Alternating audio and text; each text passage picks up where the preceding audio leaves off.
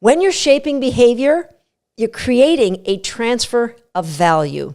So the reinforcement value of the food, the toy, chasing somebody or something, that reinforcement value gets transferred into you. And that's why we're doing all these things. So let's unpack now the scenario of, well, what if your husband's doing one thing and you're doing something else? I'm going to give you two examples. First of all, a friend of mine she trains her dog very much the way we subscribe, and she has her dog sit at the door, and her dog isn't, allowed to beg at the table, et cetera, et cetera. Her husband has completely different rules. The sit at the door is a sometimes thing. If he feels like it, or if the dog bolts out the door, he might say, hey, come on back here. Most of the time, it's just, let's go outside, and they all go out together. They retrieve in the backyard, but if the dog doesn't bring it back, that's okay. He was out doing yard work anyway. And while he eats his meal, the dog always gets some from the plate. So guess what? The dog always begs from him. And so they're two different sets of rules. Does that mean that because he isn't creating any rules or following up on the rules you'd like to see enforced, that means that my friends, let's call her Kim, my friend Kim, my friend Kim has no hope of training her dog? Oh, nay. It's like, think about this. If you have a dog in a fenced-in backyard, and on the outside of the fence is like this massive, like Shangri-La for dogs, right? There's people handing out treats all over. There's dogs playing fetch. There's dogs chasing dogs. There's agility. There's everything you want outside that fence. Now the dog's inside this wooden fence, and they just were kind of like, trying to look through the cracks of the fence and notice, hey, this board's open. Hey, I just pushed through it and I'm free.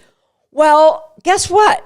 The next day, they're going to go out in the backyard. And how long will it take for them to go over and start pushing the boards beside the one that got them out until they figure out which one got them out? And then voila, I'm free, back to Shangri-La.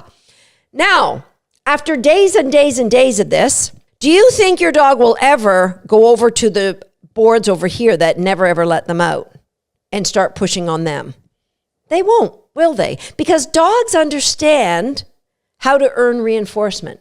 And so if your husband is a gaping hole in the fence, your dog knows to expect that. But that doesn't mean your dog's going to expect the same with you, because you have never been the gaping hole in the fence.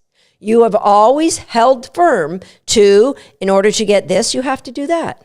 And so it is never a waste of your time.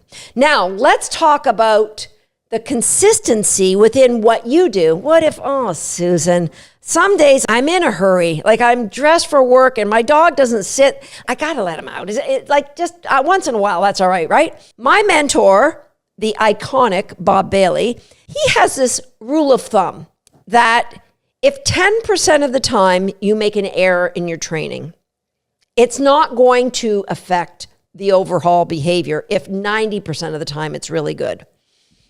But here's where people make a mistake. They say, well, 90% of the time my dog is doing the sit and I'm opening the door and they're going out. But you know what? I was in a hurry and I let them out because I had to go to work. And then I was late for work and I just had to get them out. And then I was on my way. I came home from work, but I had to go out to a meeting. So I just had to let them out. And so what's going to happen is your dog, they're going to recognize the gaping hole in the fence. They're going to recognize, well, when she's all dressed like this and a little bit agitated with different energy, it's pretty close to 100% of that time we don't have to sit. We can just, that fence is broken, babe. We're going. So do you see that 10% is 10% of that situation? So people in dog agility, they say, oh, my dog never breaks a start line at home, but at in the ring, yeah, he doesn't hold it. But that's less than 10% of the total. We do a lot of stays at home.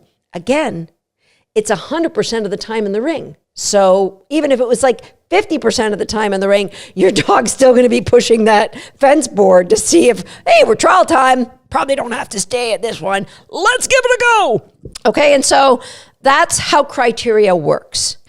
And I want to share with you how you can possibly get your husband on board, because we have to consider what is your husband's perception is his reality. He's seeing a control freak. You are making the dog do something because you want to show that you have more power over that dog. But what if we could show him a different picture in that it isn't about the sit, it's actually about the release.